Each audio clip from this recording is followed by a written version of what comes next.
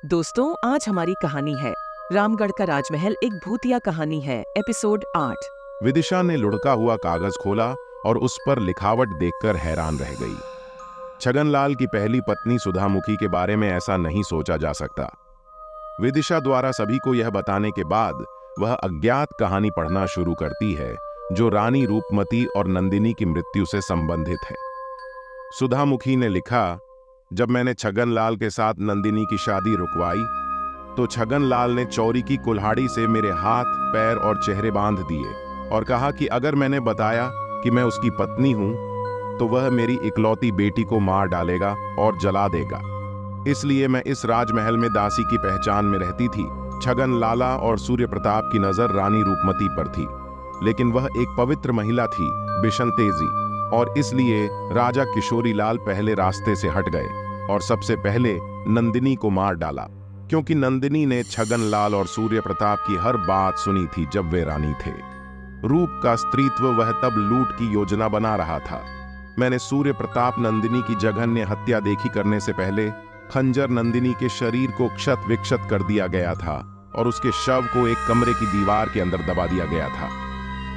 इतना पढ़ने के बाद विदिशा रुकी और बोली, क्या आप सचमुच सोच सकते हैं कि नंदिनी को कितनी अमानवीय यातना सहनी पड़ी होगी? निकिता, दोनों में से कोई भी नर्क में नहीं रहेगा। तुम दिशा को जानती हो तो पढ़ो। सुधामुखी द्वारा लिखित विदिशाहू को पढ़ना। रानी रूपमती नंदिनी से बहुत प्यार करती थी। छगनलाल ने नंदिनी को मार डाला और एक ही रात में सब कुछ बहा दिया। छगनलाल ने रानी रूपमती को बताया कि नंदिनी सुबह पूजा करने के लिए मंदिर गई थी। इस बीच योजना के अनुसार सूर्य प्रताप ने रानी रूपमती को धोखा दिया और उसे नृत्य कक्ष में ले आया, जहां छगनलाल पहले से ही मौजूद था। दोनों ने रूपमती पर हमला कर दिया। छगनलाल ने रानी रूपमती के साथ बेरहमी से बलात्कार किया। वह हाथ जोड़कर अपने गर्भ में पल रहे बच्चे को बचाने की गुहार लगाने लगी। हालांकि रूपमती ने उसे नहीं छोड़ा। छगन और सूर्या ने बारी बारी से रूपमती के साथ बलात्कार किया। अजन्मा बच्चा नष्ट हो गया। सफेद पत्थर का फर्श खून से ढुल गया। रानी रूपमती ने अपना गला काटकर आत्महत्या कर ली और श्राप दिया। रूपमती का शव कौन है? वे उन्हें घर के फर्श पर गाड़ देते हैं।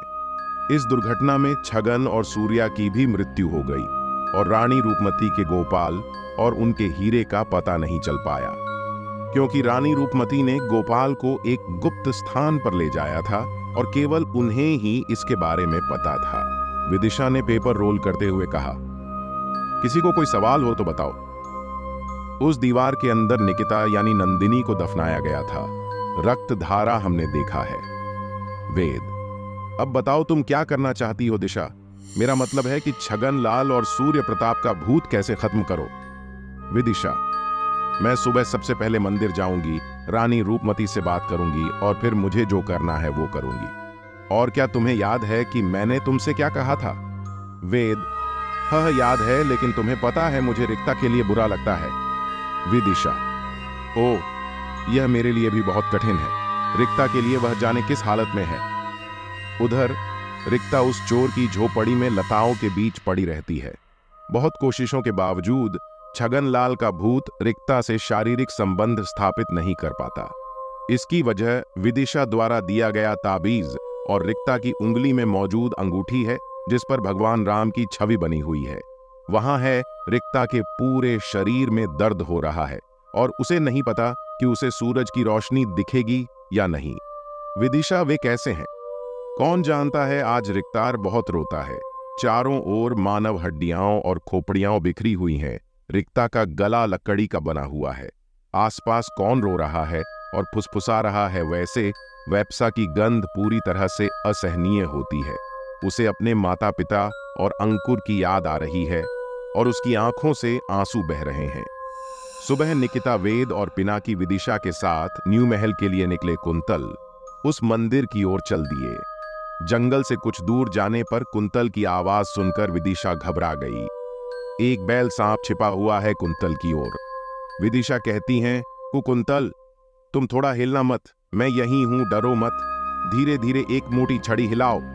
विदिशा ने कुंतल को छिपा कर रखा और कुंतल को ले गया और सांप लाठी पर गिर गया।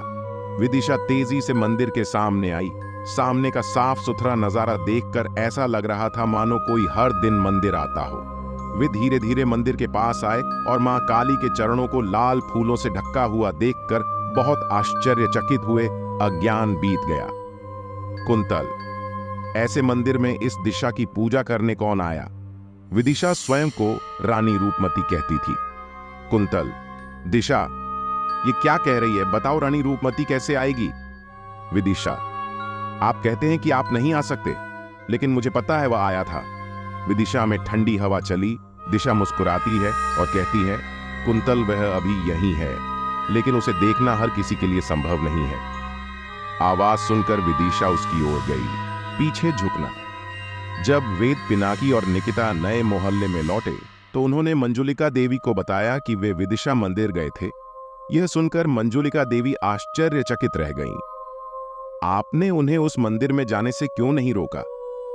यह बहुत बड़ा है। डरावनी जगह गोखरो सांप किसी को भी उस मंदिर में प्रवेश नहीं करने देता, क्योंकि मैंने सुना है कि वे सांप मंदिर में रानी रूपमती की रक्षा करते थे। इसलिए छगनलाल कई प्रयासों के बावजूद उस मंदिर में प्रवेश नहीं कर सके, और मैंने सुना कि उस मंदिर में कोई गुप्त खजाना है। वेद, लेकिन दादी, अगर सांप रानी रूपमती की रक्षा कर रहा था तो उसे इस तरह मरना क्यों पड़ा? सांप ने रानी की रक्षा क्यों नहीं की? मंजुलिका देवी, वह सांप राजमहल में इसीलिए नहीं घुसा क्योंकि छगनलाल के व्यभिचार से राजमहल अपवित्र हो गया था।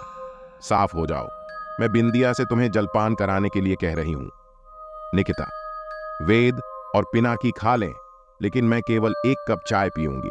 विदिशा आर संकोच न करें, जब तक मैं वापस नहीं आ जाता मैं खाना नहीं खा सकता दादी। वेदा और पिनाकी भी यह कहकर ऊपर चले गए कि वे चाय के अलावा कुछ नहीं खाएंगे। मंजुलिका देवी ने खुद से कहा, अगर वे मंदिर में प्रवेश करते हैं तो मुझे पता चल जाएगा कि वे महल को श्राप से मुक्त कर पाएंगे। बनवारी कुछ काम की बात कहने आया और मंजुलिका देवी को इतना गूंगा देखकर बोला, माँ जी का सोच रहा हो इतनी हमसुम होके? मंजुलिका देवी, ओ लहकी है ना विदिशा, ओ और एक लहका मंदिर में घुसा का जाने का होगा। बनवारी चाचा चौंके, हाय राम, मैंने तो उन लोगों को मना किया था, फिर भी क्यों लाइक को बुला लिया? मईका वहां पे जाके देख के आओ माँ जी। मंजुलिका देवी, अब नहीं, 1 घंटे बाद जेक देखने का हुआ। बनवारी, ठीक है, तो एक काम था, झूठ आपके पास आना पड़ता था। मंजुलिका देवी, क्या काम था? बताओ जल्दी, मुझे एक बार उमेश से बात करनी होगी। बनवारी चाचा, हो आपका सवाल, देवर कुमार यादव ने प्यासा मंगा फिर से। ये सुनकर मंजुलिका देवी का जबड़ा सख्त हो गया और कहा, उनको बोलना मई उसके साथ आमना सामना बट करूंगी, ऐसे पैसा नहीं भेजूंगी। बनवारी चाचा, जो आपका मोर जी मान जी, मैं जाके यही बात बता के आती हूं। मंजुलिका देवी, हाँ हाँ, जाओ जाके बता दो उसको यो बात मैंने तुम्हें बोला। बनवारी चाचा के बाहर जाने से पहले मंजुलिका देवी अपने पोते उमेश यादव से कुछ देर बात करती हैं और फोन रख देती हैं और बिंदिया से मेहमानों के लिए चाय बनाने को कहती हैं। घर जाओ, जब वेद, पिनाकी और निकिता चाय पीते हुए बात कर रहे थे तभी मंजुलिका देवी उनके पास आकर बैठ गईं और बोली, कब तक चेक करने के लिए कहा था? निकिता, 1 घंटे बाद दादी, लगभग 50 मिनट और 10 मिनट हो गए हैं, हम देखकर बाहर आएंगे। मंजुलिका देवी, अच्छा, क्या विदिशा पर इन सभी भूतों का साया है या नहीं? वेद, यह सही नहीं है। हमारी मिस निकिता ने रीति आदि की तरह पढ़ाई की है, लेकिन दिशा ने अपने चाचा नित्यानंद मुखर्जी से बहुत कुछ सीखा है जो बहुत शक्तिशाली है। पिनाकी, दादी के अलावा दिशा के पास वास्तव में एक अजीब शक्ति है। वह यह है कि अगर वह चाहे तो अच्छी आत्माओं से बात कर सकती है। मंजुलिका देवी, आप बुरी आत्माओं से क्यों नहीं निपट सकते? निकिता, नहीं कर सकती, दादी ऐसी कोशिश नहीं करती। तभी दरवाजे पर विदिशा की आवाज सुनाई दी। हर कोई इसे एक साथ देखता है। दिशा ने कहा, इससे क्या फर्क पड़ता है कि मुझ में कितनी ताकत है? मैं समझती हूं कि आप दादी को समझा रहे हैं। मंजुलिका देवी, अरे बेटी, तुम आ गई, तुम्हें कुछ नहीं हुआ और बबुआ भी ठीक है। विदिशा, नहीं दादी, हमें कुछ नहीं हुआ और हम मंदिर के अंदर भी नहीं गए, सिर्फ इधर उधर देख रहा था। कुंतल जो दिशा है। वेद, तुम 1 घंटे से इधर उधर क्यों घूम रहे हो? दिशा, उहू मंदिर से थोड़ा आगे एक और मंदिर है। हाँ, ये बाल गोपाल का मंदिर है। इसे देखने में बहुत देर हो गई। मंजुलिका देवी बेहद आश्चर्यचकित हुई। एक और मंदिर? आप किस बारे में बात कर रहे हैं? हम किसी अन्य मंदिर के बारे में नहीं जानते? विदिशा आश्चर्यचकित हो गई। क्या आप उस दादी जैसे मंदिर के बारे में नहीं जानते? लेकिन शायद आपको नहीं जानना चाहिए, क्योंकि वह भूमिगत है। मंजुलिका देवी, क्या जमीन के नीचे कोई मंदिर है? मैं केवल उस छिपे हुए कमरे के बारे में जानती हूं। विदिशा, ठीक है मालिक, मैं और कुंतल फ्रेश होकर आ रहे हैं और दादी भूखी है, थोड़ा सा खाने से ही काम चल जाएगा। मंजुलिका देवी, अरे नहीं नहीं, तुम्हारी सहेली ने खाना नहीं खाया है। मैं बिंदिया से कह रही हूं कि तुम्हें कुछ खिला दे। घी लगी रोटी और काबली चने की सब्जी और मिठाइयों के साथ वे पानी डालते हैं और आराम करने के लिए ऊपर चले जाते हैं। इसीलिए मुझे रात को नींद नहीं आती।